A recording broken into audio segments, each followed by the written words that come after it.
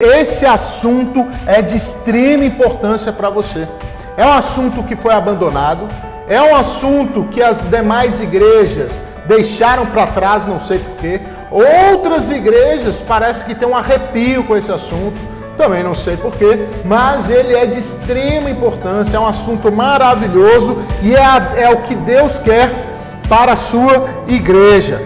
Nós vamos tratar hoje sobre o batismo infantil. Aliás, a igreja presbiteriana, ela batiza crianças? Essa é uma boa pergunta para a gente começar. A igreja presbiteriana batiza criança. Eu moro bem ali em frente. Eu vou levar meu filho para batizar naquela igreja, porque ela é presbiteriana, ela batiza criança. Porque a igreja católica batiza criança. Então, é a mesma coisa. Então, a igreja presbiteriana batiza criança? Primeira coisa que a gente tem que responder. Sim ou não? Não. Ela batiza quem? Filhos de crentes. Porque eles são filhos da promessa. Então, se bate alguém aqui e fala assim, pastor, eu sou frequentador da igreja, batiza o meu filho? Não.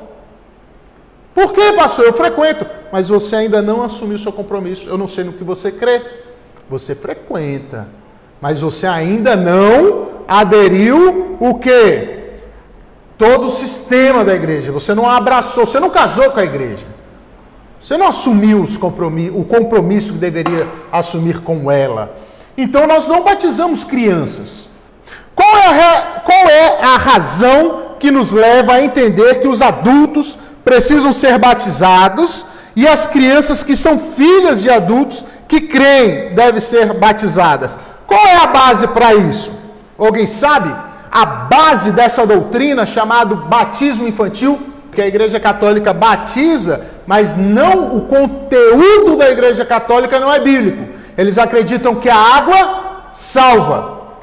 O ato de você batizar a criança, jogando a água, ela está sendo salva. Não é isso que nós ensinamos aqui. Não é isso. A igreja presbiteriana batiza como se estivesse marcando aquela criança e separando ela do mundo dos ímpios. Entendeu? A igreja católica batiza para salvar a alma daquela criança. É diferente. São dois, batiza a criança, mas o conteúdo é diferente. Então veja, meus irmãos, quem que estabelece uma aliança?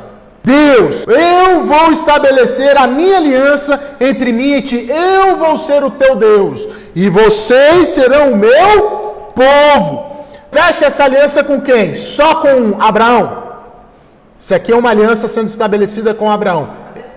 Com a descendência. Nunca percam isso de vista. Ela é feita com Abraão e também com a descendência de Abraão. É uma aliança que segue de geração em geração. E aí vem uma pergunta. Qual é a duração dessa aliança? Perpétua. Está lá no texto. Ninguém pode dizer que a duração era só Antigo Testamento. Para que essa aliança entre Deus e Abraão ficasse consumada, clara, o que Deus pede para Abraão? A circuncisão. Então, meus irmãos, o sinal era a circuncisão.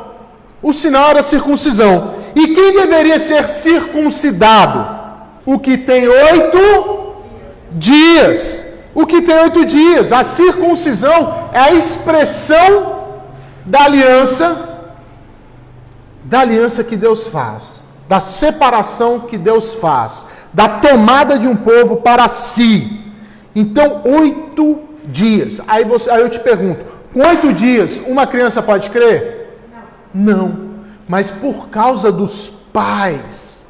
Lembre-se, o pai ouve, se arrepende, crê, guarda e ensina o seu filho a guardar.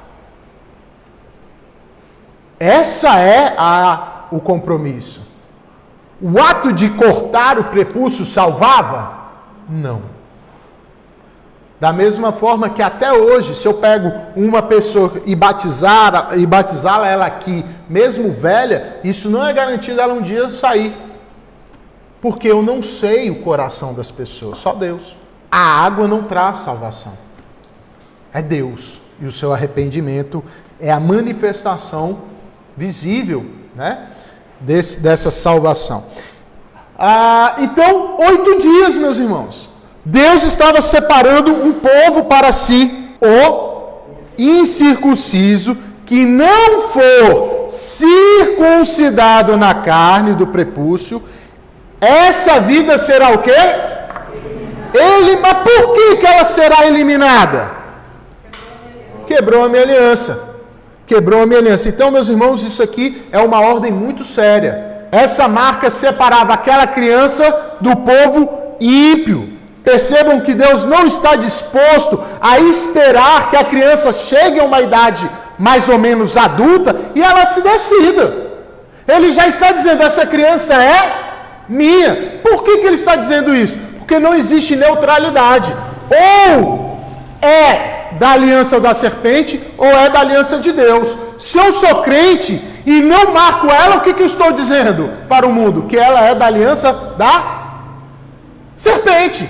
Se eu tenho a criança e não a marco, o que eu estou dizendo? Ela não faz parte do povo.